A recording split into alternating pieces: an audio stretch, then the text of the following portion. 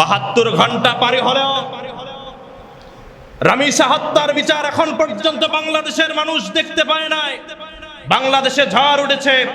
আমরা বাংলাদেশের সরকার প্রধানের কাছে আবেদন রাখতে চাই, ধর্ষণকারীদের ওপেন বিচার করতে হবে। ঠিক কিনা বলেন? বাংলাদেশে আমরা দেখতে চাই যারাই ধর্ষক, যারাই ধর্ষণ করে তাদের একমাত্র বিচার হচ্ছে মৃত্যুদণ্ড, তাদেরকে ফাঁসির মঞ্চে ঝুলিয়ে মারতে হবে। স্বরাষ্ট্রমন্ত্রী তিনি বলেছেন যে মধ্যযুগের আইন দিয়ে, বিচার ব্যবস্থা দিয়ে বর্তমান বিচার ব্যবস্থা চলতে পারে না। আমরা আছি আধুনিক যুগে। নাকি আল্লাহর প্রিয় সৃষ্টি আশরাফুল মাখলুকাত, সৃষ্টির সেরা জীব, মানুষদের গলায় ছুরি চালাতে এক বিন্দু দ্বিধাবোধ করে না। ঠিক কিনা বলেন? আমরা গত কয়েকদিন আগে আমরা দেখতে পেয়েছি, 2-3 দিন আগে ঢাকা মিরপুর পল্লবীতে একটি বাচ্চা, নাম তার কি জানো, রামিসা নামের, সারা বাংলাদেশ এখন তোলপাড়। যারা সোশ্যাল মিডিয়া চালান তারাও এগুলো জানেন কিংবা দেখেছেন, আর যারা পেপার পত্রিকা পড়েন, টেলিভিশনে চোখ রাখেন, তারাও এটা দেখেছেন যে একটি বাচ্চা 7 বছরের শিশু মেয়ে রামিসাকে এক কুলাঙ্গার, আমি তাকে কোনো ভালো সন্তান বলতে পারি না, সেই কুলাঙ্গার 7 বছরের রামিসাকে ধর্ষণ করে তারপরে গলা কেটে হত্যা করেছে। আপনারা কি এটা জানেন না? শুনেছেন, দেখেছেন? প্রিয় বন্ধুরা আমার, বাংলাদেশের বুকে ঝড় উঠেছে, আন্দোলনের ঝড় উঠেছে। যে ধর্ষণকারী সে কোনো মানুষ হতে পারে না। ঠিক কিনা বলেন? সে পশু, সে কোনো মানুষ হতে পারে না। একটি 7 বছরের বাচ্চাকে যারা ধর্ষণ করতে পারে, শুধু ধর্ষণ নয়, ধর্ষণ করার পরে গলা কেটে যারা হত্যা করতে পারে, তাদের ভিতরে মনুষ্যত্ব আছে বলে আমরা বিশ্বাস করি না। বাংলাদেশের বুকে ঝড় উঠেছে যে ধর্ষণকারীর ওপেন ফাঁসি দিতে হবে, তাকে মৃত্যুদণ্ড দিতে হবে। এদেশের মানুষ দেখতে চায় ধর্ষণকারীর মৃত্যুদণ্ড। ঠিক কিনা বলেন? যখন বাংলাদেশে এই আন্দোলন শুরু হয়েছে, আমাদের কোন একজন মন্ত্রী, স্বরাষ্ট্রমন্ত্রী, তিনি বলেছেন যে মধ্যযুগের আইন দিয়ে, বিচার ব্যবস্থা দিয়ে বর্তমান বিচার ব্যবস্থা চলতে পারে না। আমরা আছি আধুনিক যুগে। নাকি এটা বলছে না, ডিজিটাল যুগ বলছে। আধুনিক যুগে, বর্তমান যুগটা হচ্ছে আধুনিক যুগ। এখনকার আইন আর তখনকার আইন এক না।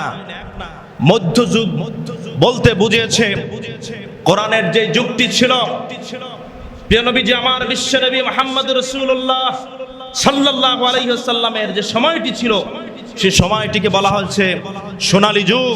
কিন্তু সেই যুগটিকে তিনি মধ্যযুগ আখ্যায়িত করে তিনি বলেছেন সেই যুগের আইন আর এই যুগের আইন এক না। বলুন তো, কোরআনের আইন যখনই বাস্তবায়ন করা হবে, যে সময়ে বাস্তবায়ন করা হবে, সেটি যদি আরো 200 বছর আগে হয় কিংবা 200 বছর পরে হয়, সেটি কি কখনো পুরাতন হতে পারে? আওয়াজ করে বলুন তো, কোরআনের আইন কি পুরান হতে পারে? পুরান হতে পারে না। কিসাস, জীবনের বদলে জীবন। আল্লাহ বলছেন আয-যানিয়াতু ওয়াজ-যানি ফাজলিদু কুল্লা ওয়াহিদিন মিনহুমা মিয়াতা জালদা। কোন জেনাকার যদি অবিবাহিত হয় তাকে 100 বেত্রাঘাত মারো। যদি বিবাহিত হয় গলা পর্যন্ত মাটির ভিতরে গেড়ে তারপরে তোমরা তাকে পাথরে নিক্ষেপ করে হত্যা করো। আর যদি কোনো ধর্ষক হয় তাকে তোমরা চূড়ান্তভাবে মৃত্যুদণ্ড দাও, ফাঁসির মঞ্চে ঝুলিয়ে দাও। আচ্ছা বলুন তো, বাংলাদেশের বুকে ৭১-এর পর থেকে ২০২৬ পর্যন্ত, আজ পর্যন্ত কি বাংলাদেশে কখনো শুনেছেন যে ধর্ষণকারীরা ধর্ষণ করেছে তার ওপেন শাস্তি মৃত্যুদণ্ড হয়েছে? আমরা আজ পর্যন্ত শুনি নাই মৃত্যুদণ্ড হয়েছে বাইতুল মুকাররমের দক্ষিণ গেইটে যদি সমস্ত জাতীয় স্যাটেলাইট চ্যানেলগুলোকে একত্রিত করে ধর্ষণকারীকে ফাঁসির মঞ্চে ঝোলানো হতো, মৃত্যুদণ্ড দেওয়া হতো, বলুন তো বাংলাদেশের কোন ছেলে কোন মেয়ের দিকে কি চাওয়ার দুঃসাহস করতে পারত? দুঃসাহস করতে পারতো না। কিন্তু বাংলাদেশে কোরআনের আইন বাস্তবায়ন না থাকার কারণে ধর্ষণ চলমান, বন্ধ হচ্ছে না। 72 ঘন্টা পারি হলেও রামিসা হত্যার বিচার এখন পর্যন্ত বাংলাদেশের মানুষ দেখতে পায় নাই। বাংলাদেশে ঝড় উঠেছে। আমরা বাংলাদেশের সরকার প্রধানের কাছে আবেদন রাখতে চাই, ধর্ষণকারীদের ওপেন বিচার করতে হবে, ঠিক কিনা বলেন?